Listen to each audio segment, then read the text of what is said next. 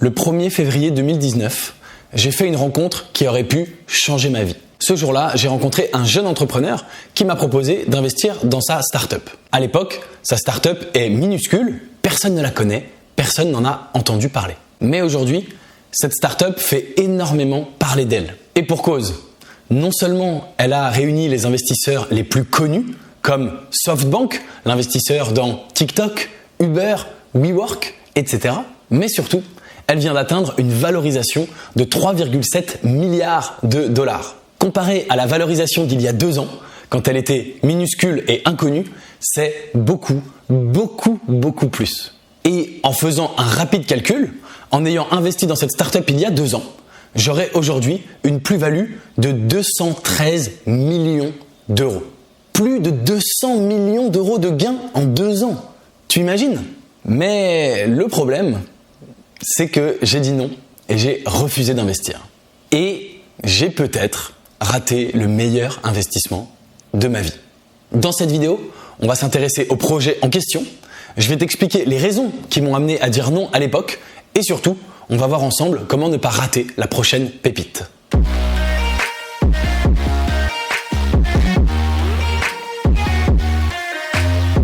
Sorare est une plateforme de NFT dans l'univers du football. Si tu ne sais pas ce qu'est un NFT, je te renvoie à cette vidéo qui s'affiche ici ou là, dans laquelle je parle des NFT et je t'explique le concept. Mais ce que tu dois savoir, c'est très simple, c'est qu'un NFT, c'est un actif numérique enregistré dans la blockchain. Ça peut être une œuvre d'art, une carte à collectionner ou un titre de propriété. Ce qui est particulier, c'est qu'en étant enregistré dans la blockchain, cet actif numérique est unique et facilement identifiable. Tout le monde peut avoir la preuve qu'il t'appartient, ce qui lui donne de la rareté et donc une valeur marchande. Sorare a décidé de s'inspirer des cartes Panini, que tu connais sûrement, et de créer des cartes pour les footballeurs, mais des cartes virtuelles stockées sur la blockchain, ces fameux NFT. Tout ceci est couplé à une dynamique de jeu très intéressante qui ressemble à des jeux connus comme Football Manager ou Mon Petit Gazon. Si un joueur dont tu détiens la carte virtuelle marque un but pendant un match, alors la cote virtuelle de ce joueur augmente et tu peux obtenir, puisque tu détiens la carte virtuelle, une récompense sous forme d'un bonus, d'un token, etc., etc. Alors, tu te demandes peut-être, mais à quoi ça sert tout ça exactement ? Et la réponse est très simple, ça ne sert absolument à rien. Mais en fait, la réponse n'est pas si simple et c'est un petit peu plus compliqué que ça. Sorare se trouve à l'intersection de plusieurs domaines qui déchaînent les passions depuis plusieurs années, parfois depuis plusieurs siècles. Et comme on va le voir, ce n'est pas du tout un hasard. D'abord, les collections. Sorare te permet de collectionner les cartes de tes joueurs préférés. Les collections existent depuis la nuit des temps. Qui n'a pas eu une collection quand il était enfant ? Moi personnellement, je collectionnais les timbres. Ça non plus, ça ne sert à rien a priori. Et pourtant, je ne pense pas avoir été le seul à faire une collection. Selon Joéline Andriana, docteur en psychologie, le phénomène des collections provient d'un désir inconscient d'obtenir et de retenir des données, des objets qui rappellent un moment heureux, une symbolique alliée à un plaisir, une personne, un contexte, etc. Ce phénomène fonderait son origine dans la petite enfance et permettrait inconsciemment de se remettre du traumatisme qu'a été la séparation avec la mère. Ainsi, un individu va vouloir combler ce manque par des objets qui le rendent heureux. On connaît l'engouement pour les cartes Panini, qui sont simplement des cartes en papier. Eh bien, on peut imaginer que Sorare est simplement le versant digital de ces cartes papier en devenant des cartes numériques. Au fait, j'ai aussi fait une vidéo sur l'investissement dans les cartes Pokémon. Je te mets le lien ici ou là. Ensuite, Sorare est dans l'univers du football. C'est le sport le plus pratiqué dans le monde occidental, le plus médiatisé et celui qui attire le plus de foule. Ils auraient pu lancer des cartes à collectionner sur les lanceurs de javelot, et d'ailleurs ils le feront peut-être un jour, mais ils ont choisi de commencer par le football, et évidemment, stratégiquement, on peut comprendre pourquoi. Enfin, d'une certaine manière, Sorare est également dans l'univers du pari sportif. En effet, comme je l'ai mentionné, si un joueur marque un but dans la vraie vie et que tu détiens la carte de ce joueur, eh bien tu vas avoir une forme de récompense. Ainsi, tu as intérêt quand tu achètes tes cartes digitales à réfléchir pour parier d'une certaine manière sur le joueur que tu penses voir marquer le plus de buts pour bien sûr obtenir le plus de récompenses qui sont, je le rappelle, des récompenses digitales qui peuvent être des tokens mais qui peuvent avoir une valeur monétaire, une valeur en vrai argent. On voit donc clairement le lien avec les paris sportifs et ça aussi, c'est un domaine qui attire beaucoup de monde. Sorare est donc à l'intersection de tout ça. Je collectionne les cartes de mes joueurs préférés. S'ils marquent des buts et que j'ai bien choisi, bien parié, je vais gagner des récompenses et pourquoi pas de l'argent. Et bien sûr, plus tard, je pourrai potentiellement revendre mes cartes, mes joueurs, lorsqu'elles auront pris de la valeur.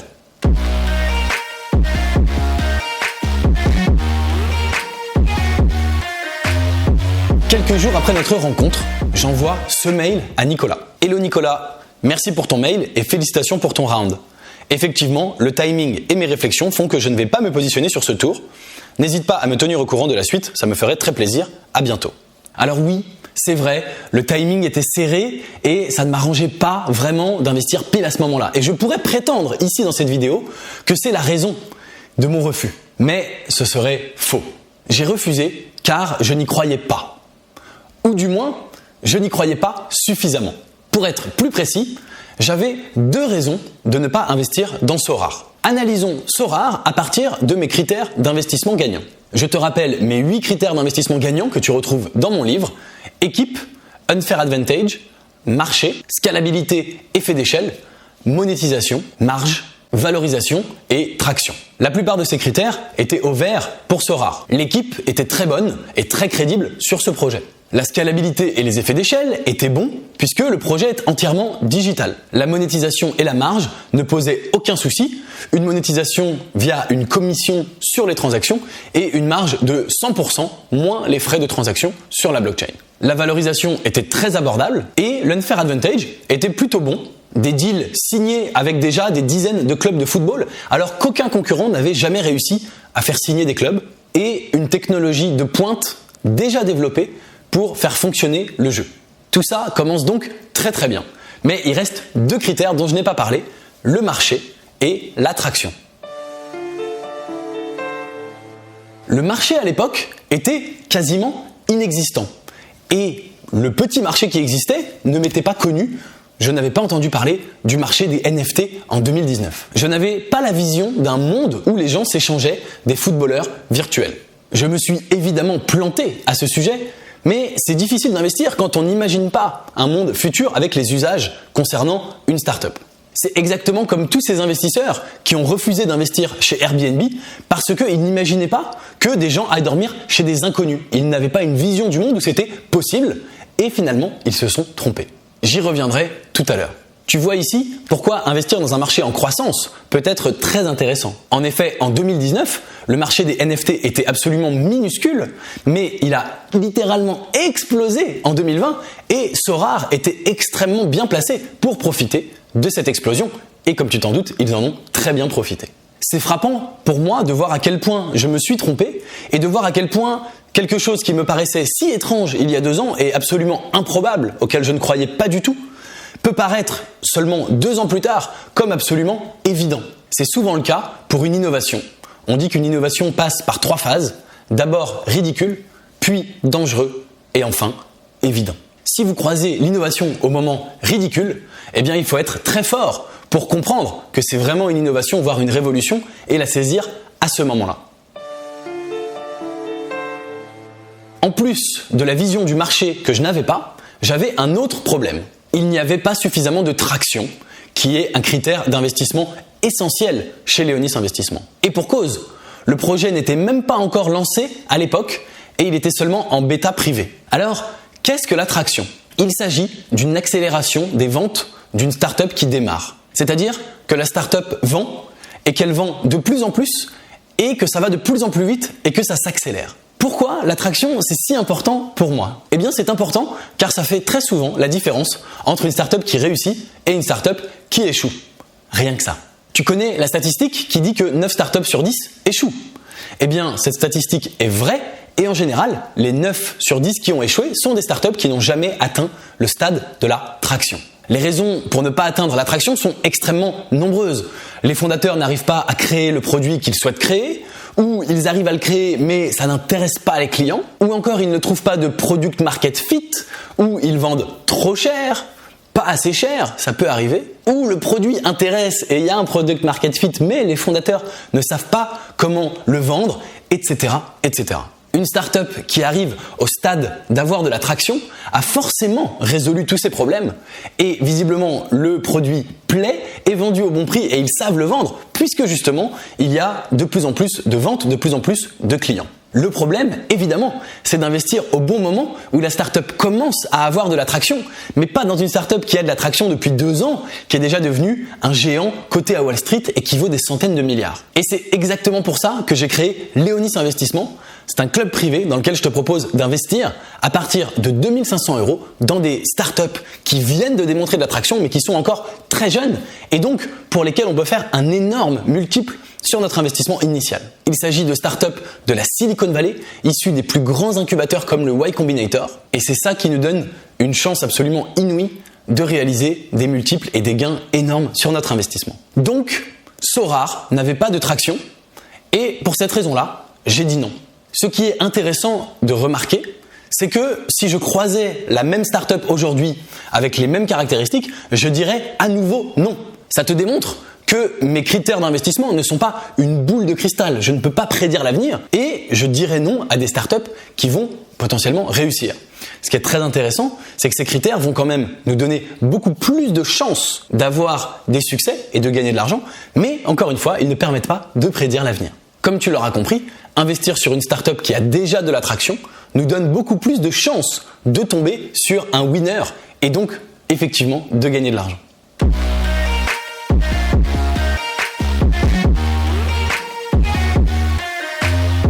Être investisseur, c'est un peu comme essayer de prédire l'avenir. Ou plutôt, disons que c'est essayer d'avoir une vision la plus claire possible du monde futur et d'investir en conséquence par rapport à cette vision du monde de demain et à nos convictions. Par exemple, en 2019, si j'avais imaginé que des millions de particuliers seraient enfermés chez eux à cause d'une pandémie et qu'ils allaient passer leur journée à s'échanger des objets virtuels, eh bien, j'aurais peut-être décidé d'investir dans Sorare. Mais malheureusement pour moi, je n'avais pas cette vision. Par conséquent, être un bon investisseur consiste, selon moi, à essayer de se former une image la plus claire possible, mentalement, du monde de demain. Mais la prédiction est un art difficile, surtout lorsqu'elle concerne l'avenir. Alors, comment faire ? Je n'ai pas de recette miracle, mais je vais essayer de te donner quelques pistes. Une bonne compréhension de demain commence par une bonne compréhension d'hier et d'aujourd'hui. C'est pour cela que je lis 52 livres par an de non-fiction, que je consulte quotidiennement Twitter pour me tenir informé de ce qu'il se passe dans le monde technologique et que je me tiens informé des dernières innovations, des dernières levées de fonds dans les startups, etc. Je me tiens à la page de l'innovation. William Gibson dit cette célèbre phrase « Le futur est déjà là, il n'est simplement pas réparti équitablement ». Et je suis tout à fait d'accord avec lui. Tu le remarques d'ailleurs dans ta vie de tous les jours. Quand tu veux faire un Lydia à tes parents, ils ne savent pas ce que c'est, ils pensent que Lydia, c'est ta copine du lycée. Et si tu parles de crypto-monnaie au bureau, on te regarde avec des yeux étonnés et les 3/4 des gens n'ont pas la moindre idée de ce que tu racontes. Pourtant, ces choses existent. Elles sont modernes, mais elles sont déjà là dans notre monde d'aujourd'hui. Par conséquent, le monde de demain ressemble en fait au monde d'aujourd'hui, mais dans ses franges les plus modernes. Il faut tout simplement savoir regarder au bon endroit. C'est pour ça que je passe beaucoup de temps aux États-Unis, à New York, dans la Silicon Valley, qui sont les chefs-lieux de l'innovation et qui sont à l'avant-garde. Enfin, au-delà de toute prévision, il est essentiel d'avoir des convictions sur l'avenir. Une conviction, ce n'est pas une prédiction, c'est simplement une croyance profonde que nous avons et sur laquelle nous serions prêts à parier. Par exemple, est-ce que le monde d'après-Covid va retourner travailler au bureau ?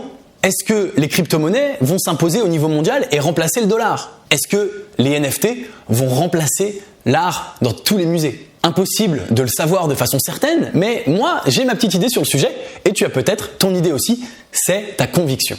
Et donc, je peux prendre des paris qui vont dans le sens de ces convictions, c'est-à-dire investir dans des startups qui vont dans le sens de ce que je crois être l'avenir, de ce que je crois être le monde de demain. Je voudrais introduire ici le concept de pensée contrarienne. Être contrarien, c'est avoir des convictions qui sont contraires à la pensée générale aux convictions du plus grand nombre. Un bon exemple d'investisseur contrarien, c'est Warren Buffett qui dit « Soyez craintifs quand les autres sont agressifs et soyez agressifs quand les autres sont craintifs ». En gros, ne faites pas comme tout le monde. Plus tes convictions sont contrariennes et plus tes investissements sont contrariens, plus tu vas pouvoir gagner gros dans l'investissement.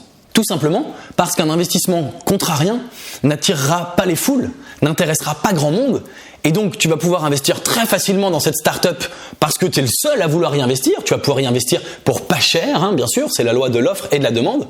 Et quand cette startup va exploser, alors que personne ne s'y attendait, tu vas toucher le jackpot. L'exemple d'Airbnb que j'ai déjà cité est très parlant. Personne ne voulait investir dans cette startup parce que personne ne croyait au modèle que des gens allaient aller dormir chez des inconnus. Pourtant, Paul Graham, le fondateur du Y Combinator, a eu une pensée contrarienne et a cru en leur modèle. Et ça a fait sa fortune. Ces $20 000 personnels qu'il avait investis dans cette startup lui ont rapporté plusieurs milliards de dollars.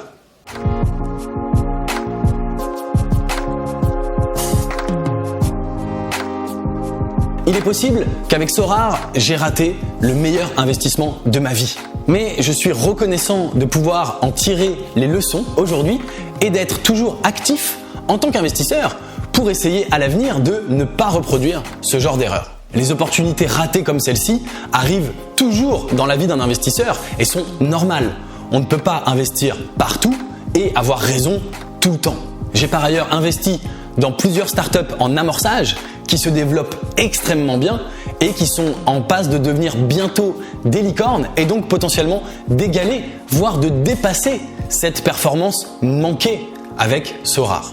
Et évidemment, il n'existe pas qu'une opportunité comme celle-ci. Tous les jours, il y en a des nouvelles. Ce qui est magique avec l'investissement dans les startups, et c'est valable pour toi comme pour moi, c'est qu'il suffit d'avoir raison une seule fois pour en tirer des récompenses absolument énormes. Je m'explique. Si je me plante toute ma vie dans mes investissements en start-up et que j'investis que dans des startups qui échouent, mais que j'arrive une fois dans ma vie à faire un investissement comme celui de Sorare qui aurait pu me rapporter plus de 200 millions d'euros.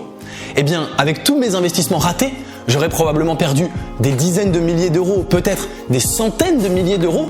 Mais si je gagne 200 millions une seule fois, eh bien évidemment, tu comprends naturellement que ça rattrape très facilement l'ensemble des pertes que j'aurais pu faire à côté. Je serai alors un investisseur exceptionnel car la majorité des investisseurs en Europe n'arrivent jamais à atteindre ce genre de performance. Si je prétends pouvoir y arriver aujourd'hui, c'est parce que j'ai la chance d'investir dans les startups de la Silicon Valley, notamment issus du meilleur incubateur de startups au monde qui s'appelle le Y Combinator. Tu te dis sûrement que c'est impossible pour toi, en tant que particulier, d'accéder à ces investissements, d'accéder à ces startups exceptionnelles. Eh bien, c'est presque vrai. En théorie, c'est impossible, mais il y a une solution. Cette solution, c'est le club Léonis Investissement que j'ai créé il y a plus de 4 ans. Dans ce club, je te propose d'investir avec moi et avec plus de 400 membres dans des startups de la Silicon Valley du Y Combinator avec un ticket d'entrée de seulement 2500 €, c'est-à-dire un ticket d'entrée beaucoup plus bas que le ticket normal qui serait de plusieurs centaines de milliers d'euros, voire plusieurs millions d'euros. En se réunissant tous ensemble, on arrive à investir chacun des petites sommes, ce qui au final fait une grosse somme. L'union fait la force, tout simplement. Si ça t'intéresse, eh bien tu peux nous rejoindre. Le lien est juste en dessous dans la description de cette vidéo. Je te dis à très vite pour investir avec nous.